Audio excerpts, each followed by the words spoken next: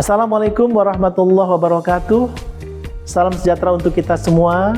Perkenalkan, nama saya Dr. Yadi Fakhruzen TJ SEMM.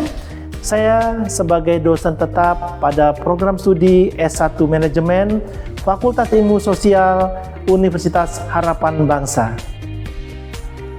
Pada kesempatan ini, saya mengikuti rangkaian proses sertifikasi dosen gelombang 1 yang diselenggarakan oleh Kementerian Pendidikan Tinggi, Sains dan Teknologi tahun 2026 sebagai bagian dari kompetensi saya untuk terus meningkatkan kualitas diri sebagai pendidik di perguruan tinggi. Proses ini menjadi refleksi sekaligus motivasi bagi saya untuk mengembangkan kompetensi dalam pembelajaran, memperkuat penelitian yang relevan, serta memperluas kontribusi melalui kegiatan pengabdian kepada masyarakat. Saya berharap pengalaman dan proses yang saya jalani ini dapat memberikan dampak positif, tidak hanya bagi pengembangan mahasiswa, tapi juga bagi kemajuan institusi dan peningkatan mutu pendidikan tinggi. Dengan semangat untuk terus berinovasi dan berkontribusi, saya berkomitmen untuk menjadi dosen yang profesional, adaptif, dan mampu memberikan manfaat yang berkelanjutan. Video ini saya buat sebagai pernyataan diri dosen dalam unjuk kerja Tridharma Perguruan Tinggi atau biasa disebut dengan PDD UKT PT, khususnya dalam bidang pengajaran.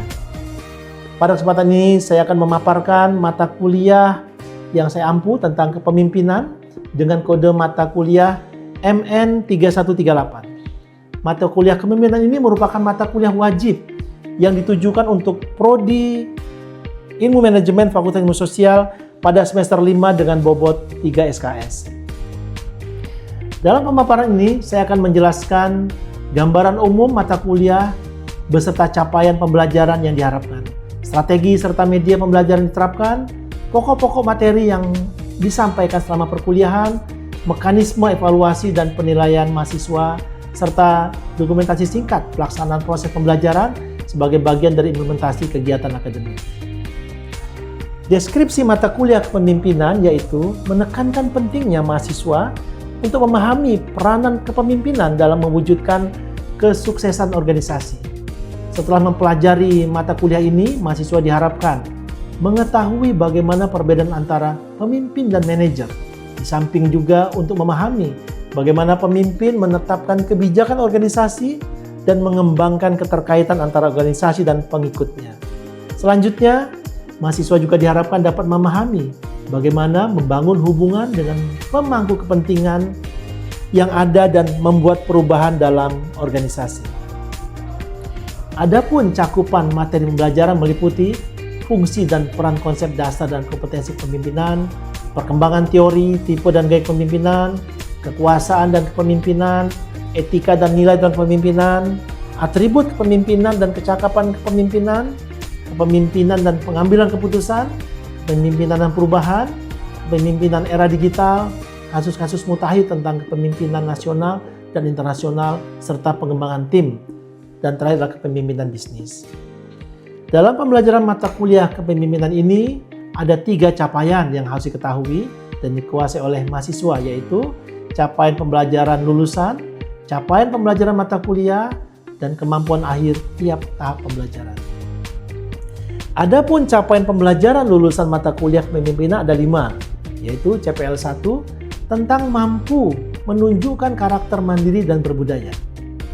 CPL 2 tentang mampu mengimplementasikan teori manajemen secara keseluruhan sesuai dengan bidang keahliannya. CPL 3 tentang mampu beradaptasi dalam menghadapi permasalahan bisnis.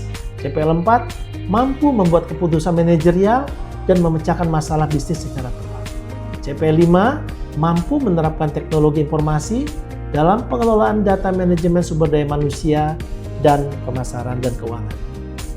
Capaian tersebut kemudian diturunkan menjadi 4 capaian pembelajaran mata kuliah atau CPMK, yaitu CPMK 1, mahasiswa mampu menjelaskan teori kepemimpinan dengan tepat. CPMK 2, mahasiswa mampu membuat keputusan strategis berdasarkan analisis informasi dalam organisasi dengan tepat. CPMK 3, mahasiswa mampu menunjukkan karakter iman, cerdas, mandiri, jujur, peduli, dan tangguh di dalam kegiatan pembelajaran kepemimpinan. CPMK 4, mahasiswa mampu menelaah secara strategis dalam berbagai situasi kompetitif. Kegiatan perkuliahan dilaksanakan dalam 16 kali pertemuan. Pertemuan 1-7 berisi penyampaian materi. Pertemuan 8 adalah pelaksanaan ujian tengah semester atau UTS. Pertemuan 9-15 berisi penyampaian materi. Dan pertemuan 16 adalah pelaksanaan ujian akhir. Adapun metode pembelajaran untuk mata kuliah kepemimpinan ini dilaksanakan secara blended learning dengan komposisi 60% secara offline atau tatap muka dan 40% secara online. Model pembelajaran di kelas baik secara offline dan online dilakukan dengan diskusi, tanya jawab, presentasi dan interaksi di kelas. Adapun media pembelajaran menggunakan program Zoom Meeting, Google Classroom, Scalza, di mana materi perkuliahan baik berupa modul atau RPS dapat diunduh melalui aplikasi Scalza. Scalza adalah learning management system Universitas Harapan Bangsa yang berfungsi untuk mengelola seluruh proses pembelajaran daring, mulai dari perencanaan, penyampaian materi, resensi, tugas, kuis, hingga koordinasi antara dosen dan mahasiswa secara terintegrasi.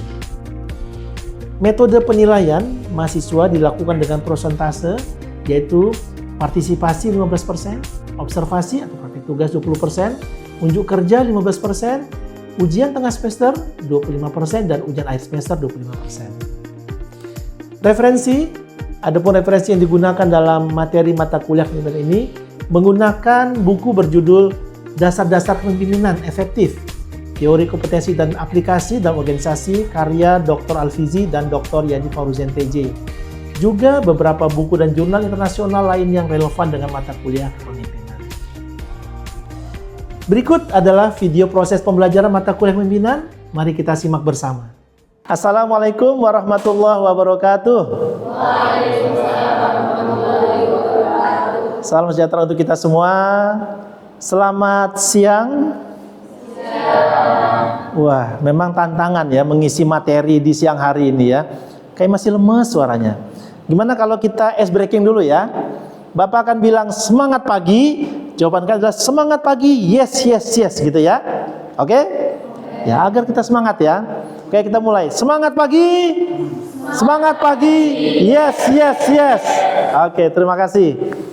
Baik, adik-adik sekalian, alhamdulillah kita hari ini bisa mengikuti pertemuan lanjutan ya tentang mata kuliah kepemimpinan ya. Ada baiknya sebelum kita mulai, mari kita baca doa bersama dulu dengan doa masing-masing agar kita mengikuti perjalanan dengan lancar ya. Silakan berdoa dulu. Selesai. Baik, adik-adik sekalian, tadi setelah kita berdoa bersama, sekarang silakan sebelum kita mulai absen dulu ya. Silakan absen menggunakan aplikasi Scalza. Ya, silakan absen dulu ya. Kita hari ini pertemuan kita akan membahas tentang gaya kepemimpinan ya.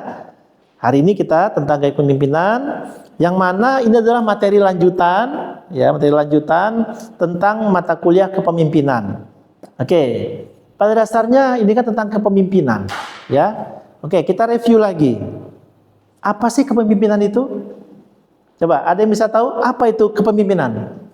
Oke, Mbak Evelyn, bagus. Apa itu? Kepemimpinan adalah kemampuan seseorang untuk mempengaruhi, memotivasi orang lain ya, agar dapat bekerja sama dalam mencapai tujuan organisasi. Oke, bagus ya. Oke, bagus sekali Mbak Evelyn ya. Jadi kepemimpinan itu adalah kemampuan seseorang, ya kan? Seseorang untuk menggerakkan orang lain pada dasarnya. Ya, menggerakkan orang lain, memotivasi, mengarahkan untuk sama-sama bekerja. Sama-sama bekerja ini untuk apa? Menyelesaikan tugas atau menyelesaikan tujuan dari organisasi. Atau kalau kita ada proyek, ini ada pekerjaan harus selesai. Ada proyek harus selesai. Kan nggak mungkin kita kerja sendirian. Ya, ada tim, ada anggota tim. Nah, ini perlu kemampuan untuk mengajak orang sama-sama kita mengerjakan proyek tersebut, pekerjaan tersebut agar menyelesaikan tugas begitu. Nah, di sini pentingnya kita gaya kepemimpinan, ya. Kenapa kita harus belajar gaya kepemimpinan? Nah, ini menarik ini nih. Ada yang tahu kenapa kita penting mempelajari gaya kepemimpinan? Karena kita harus tahu menggunakan gaya kepemimpinan sesuai dengan kondisi dan situasinya. Baik, tadi ya kita teori kemarin kan ada 3 teori pemimpinan, teori genesis, ya, teori sosial dan teori ekologis, ya.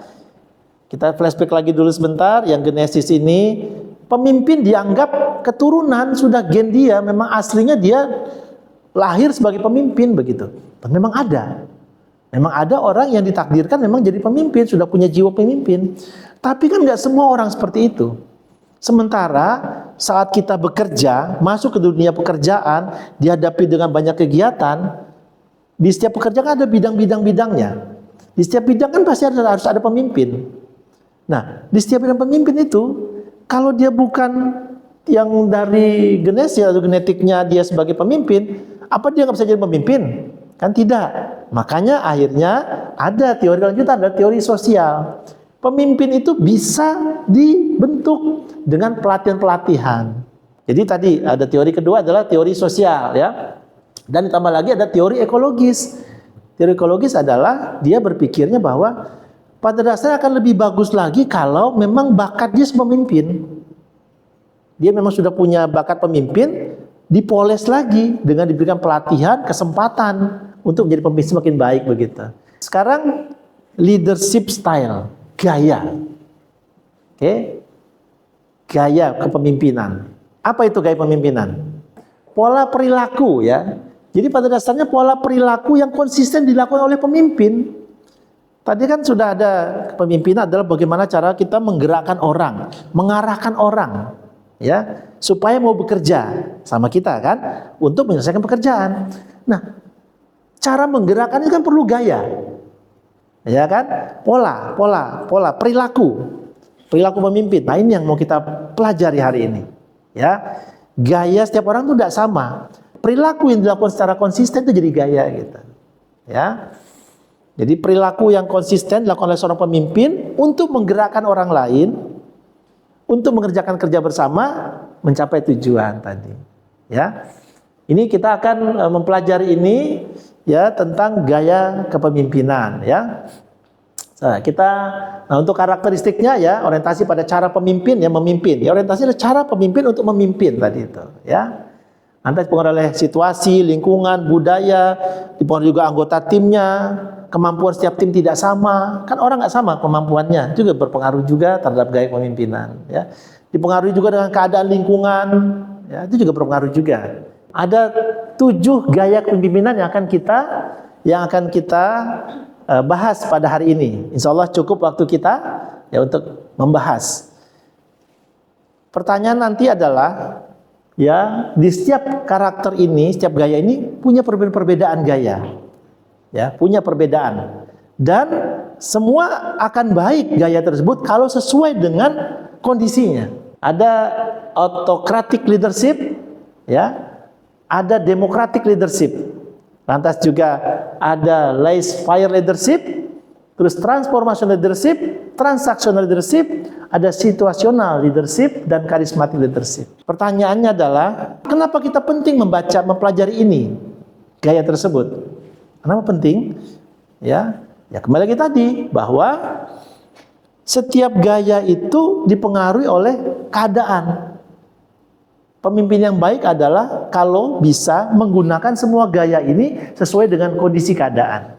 Nah, ini sangat penting sebenarnya kalau sudah mengetahui. Oleh karena itu, makanya adik-adik sekalian, saat ini masih kuliah, dapat ilmu gaya kepemimpinan, saat nanti masuk di dunia kerja dan ada kesempatan untuk memimpin, walaupun skupnya kecil, langsung ingat sama Pak Yadi. Oh iya, ternyata gaya ini saya butuhkan ini untuk anggota tim saya begitu. Sekarang autocratic leadership, ya. Kayak ini yang pertama ini ya, autocratic leadership. Oke, sekarang kita coba sini. Siapa yang tahu arti definisi autocratic leadership? Oke, coba apa itu? Autocratic leadership itu gaya kepemimpinan ketika wewenang dan pengambilan keputusan itu terutama berada di tangan pemimpin. Wah, luar biasa ini. Tepuk tangan dulu. Ya.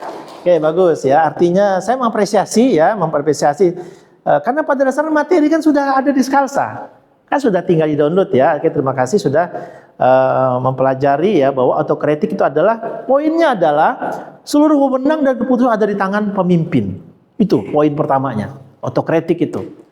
Anak buah hanya ikut aja. Jadi keputusan diri, pengawasan tinggi dan komunikasi satu arah. Hanya satu arah saja. Anak buah hanya bergerak, berjalan kalau diperintahkan. Kalau enggak, ya suruh diam saja gitu. Bahkan bisa jadi kalau anak buah aktif atau inisiatif malah disalahi. Ini autocratic leadership. Ya, sebenarnya gaya pemimpinan ini juga penting pada saat kondisi darurat. Ya, pada saat kondisi darurat sebenarnya autocratic leadership ini bahkan sangat dikedepankan. Ya, pada saat emergency. Misal ya, saat emergency, makanya ada istilah komando militer saat keadaan darurat begitu. Memang ada kelemahan. Kalau diterapkan dalam kondisi normal, di kondisi biasa, atau pemimpinnya modelnya autocratic leadership, ya. Dia hanya sifatnya memerintah, jalankan, melihat anak buahnya mengerjakan sesuatu yang nggak diperintahkan, dia malah marah. Akhirnya apa? Beresiko terhadap motivasinya kan jadi turun karyawan tersebut, ya kan? Kreativitasnya jadi, wah nanti saya salah, ngomong salah katanya, mau ini salah, padahal kayaknya bagus ini, begitu maksudnya. Jadi autocratic leadership ini tepatnya digunakan pada saat kondisi gawat darurat. Autocratic leadership ini poinnya ada di pemimpinnya tunggal. Tapi kembali tadi, pada saat adik-adik nanti menjadi pemimpin, ya, pada saat kondisi gawat darurat, adik-adik harus berperan sebagai otoriter. Autokratik, pemimpin harus tegas, mindahkan. Ini beresiko, segera. Nah, gitu maksudnya ya. Jadi bukan lantas manggil mimpin rapat. Padahal itu kan emergency. Jadi kuncinya adalah gawat darurat. Dipahami ya? Nyambung ya? Jadi gaya pertama ada autocratic leadership. Sentralnya di pemimpin. Ini dia ciri-ciri utamanya. Ya, kita jelaskan tadi ya. Keputusan terpusat kepada pemimpin, ya. Satu arah saja. Pengawasan ketat. Ya, komunikasi cuma satu arah ya. Instruksi jelas dan langsung begitu. Ini ciri-cirinya, ya. Oke, kita lanjut ke kedua. Democratic leadership. Oke, ya, democratic leadership. Oke, siapa yang tahu definisi democratic leadership? Oke, silakan. Untuk democratic leadership sendiri itu gaya kepemimpinan yang melibatkan anggota tim dalam proses diskusi, kemudian juga dalam proses pengambilan keputusan. Oke, bagus, luar biasa. Tepuk tangan lagi, tepuk tangan gitu. Oke ya, saya mengapresiasi ya bahwa memang betul gaya kepemimpinan demokratik itu adalah dia difokuskan pada anggota timnya untuk diajak bersama dalam pengambilan keputusan. Ya, jadi pemimpin dalam mengambil keputusan, dia ngajakkan, memberikan kesempatan anak buahnya, anggota timnya untuk memberikan masukan-masukan. Kita diskusikan bersama, makanya ada rapat, ada musyawarah begitu, ya. Kelebihannya di sini tadi ada motivasi meningkat. Kenapa? Anak buah diberikan kepercayaan untuk memberikan masukan-masukan, ya kan? Nah, di situ ada timbul trust, kepercayaan.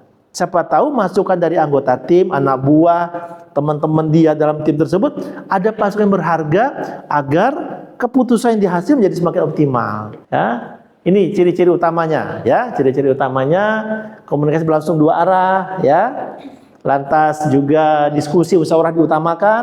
Ya, tanggung jawab dapat dibagi. Ya, ini adalah ciri khas dari democratic leadership. Ya, oke sekarang. Ada lagi yang ketiga nih, live fire leadership. Apakah gaya ini? Oke, siapa yang tahu? Saya, Pak. Oke, gimana? Gaya apa ini? Itu gaya kepemimpinan memberikan kebebasan kepada anggota. Oke, luar biasa ini ya. Tepuk tangan lagi ya. Oke ya, bagus. Terima kasih ya. Jadi gaya live fire leadership ini ya lebih bebas lagi. Pimpinan memberikan kebebasan pada anggota timnya, otonomi. Langsung mengerjakan, keputusan langsung diproses oleh anak buah langsung begitu. Sudah barang tentu proyek tersebut harus yang memang ya sudah jelas, sudah terukur ya. Ya ini contohnya apa? Ya tim-tim profesional, programmer kumpul. Misal gini, ada proyek, dapat tender proyek, 5 proyek. Udah jelas ukurannya, waktunya, standarnya, hasil akhirnya sudah jelas. Akhirnya dia bagi tugas. Oh nih, saya ketemu ada 5 programmer. Udah saya bagi 5 programmer, dibagi semua. Oke, dapat tugas semua. Nah, disinilah peran pimpinan, dia harus menggunakan posisi laser fire. Tapi dengan asumsi anggota timnya adalah memang yang tim profesional semua, kemampuannya sama semua, dan memang capable dengan kemampuan dia begitu. Jadi kalau udah ketemu pekerjaan, anggota timnya itu ada setara semua, sama-sama ahli semua, jangan gunakan otoriter. Ya otoriter berarti kan harus paksa begitu. Enggak, kita gunakan gaya ini. Karena apa? Mereka bisa berkreativitas. Tolak ukurnya apa? Hasil akhir. Oke ya. Tolak ukurnya hasil akhir dari tugas tersebut ya. Oke, ini dia ciri-cirinya ya. Ciri-ciri dari laser fire ya. Oke. Transformational leadership. Oke, ini bagus ini, yang terakhir ini ya. Transformational leadership. Ada yang tahu apa ini? Oke, Mas Reza, silakan. Adalah gaya kepemimpinan yang berusaha menginspirasi, memotivasi, dan mengembangkan kemampuan anggota tim. Oke, luar biasa lagi. Tepuk tangan lagi. Oke ya, saya mengapresiasi teman-teman semua. Jadi untuk gaya kepemimpinan transformational leadership ini, gaya kepemimpinan yang mengutamakan visionernya, inspiratif, dan pendekatan individualnya, ya, memperdayakan anggotanya. Ya, ini gaya pemimpinan yang pada dasarnya sebenarnya ada satu kata kunci lagi untuk yang transformational leadership ini. Gaya kepemimpinan yang bisa menggerakkan anggota timnya dengan visioner dia, dengan pendekatan dia, dengan intelektualitasnya adalah di mana harapannya setiap pemimpin bisa ya menggerak anggota anak buahnya menghasilkan hasil akhir yang lebih tinggi dari yang diharapkan. Ada 4 pendekatan ya. Idealist influence, inspirational motivation, ada intellectual stimulation-nya, dan satu lagi individual consideration. Ada 4 pendekatan ini untuk pemimpin yang transformational leadership. Ya, yang idealist influence, ini idealis ini, dia memposisikan diri sebagai seorang pemimpin yang ideal, sebagai contoh panutan bagi anggota timnya. Ini contohnya aja nih yang mudah nih ya. Karena dia berpikir, saya kalau ingin anak buah saya baik, berarti saya harus baik. Kalau saya ingin anak buah saya rapi bersih, berarti saya harus rapi bersih, begitu. Dengan pendekatan ini, ya, itu akan ada lebih motivasi bagi anggota timnya. Misalnya contoh gini, kita ingin anggota tim kita supaya pakaiannya rapi, tapi dia sendiri pakaiannya nggak rapi, gitu. Ya kan? Itu contohnya kan? Kan nggak mungkin mau nyuruh, tapi kok dia sendiri enggak, katanya. Yang kedua adalah inspirational, ya, motivation. Ini pendekatan inspirasi, pendekatan terkaitan dengan visi misi ke depan. Anggota tim selalu diajak diskusi, selalu diajak semangat. Kita punya tujuan, punya harapan ke depan. Kalau proyek ini selesai, kita nanti akan dapat rezeki, gitu maksudnya. Ya kan? Kalau pekerjaan ini selesai, jadi artinya kita mengajak bahagia bersama. Kalau kita susah bersama. Ya maksudnya lagi kerjaan lembur-lembur, kita lembur lah, kan namanya kerjaan belum selesai. Ayo sama-sama kita lembur. Dia ikut lembur juga, gitu maksudnya. Ya kan? Tapi kita jelaskan, kalau ini selesai, gitu kan? Kita akan, apa yang kita peroleh akan kita dapatkan, gitu. Jadi kita pemimpin yang merangkul anggota timnya dengan menginspirasi, begitu. Terus yang ketiga, intellectual stimulation. Intellectual adalah menstimulasi kecerdasan anggota timnya. Jadi menstimulasi kecerdasan. Dalam proyek-proyek atau pekerjaan yang sudah berjalan saat ini, sudah banyak yang dituntut untuk ada inovasi dan kreatif. Ya kan? Sementara namanya inovasi kreatif itu kan sangat dipengaruhi oleh kemampuan untuk ide-ide cemerlangnya. Nah, seorang pemimpin agar punya kemampuan, agar anak buahnya mau memberikan ide-ide, distimulasi kecerdasannya dengan arti diberi kesempatan untuk mengeluarkan ide-ide. Silakan, kalian punya ide, silakan. Pada saat dia memberikan ide, tapi ternyata idenya bertentangan atau tidak sependapat, tidak dimarahi begitu. Misal gini, dia sudah berikan ide, Pak ini hasil seperti ini, ternyata hasilnya nggak sesuai. Pemimpin yang transformational leadership, dia tidak langsung menyalahkan. Oh ya, tapi coba dia ajak diskusi malahan, sehingga anak buah tersebut nggak merasa beban. Dia bebas berkreasi, dia boleh berkreasi. Dia akan timbul interaksi di situ, timbul trust. Apalagi setelah disesuaikan lagi, kayaknya seperti ini cocok deh. Akhirnya hasilnya bersama, itu akan menimbulkan motivasi luar biasa begitu. Nyambung ya?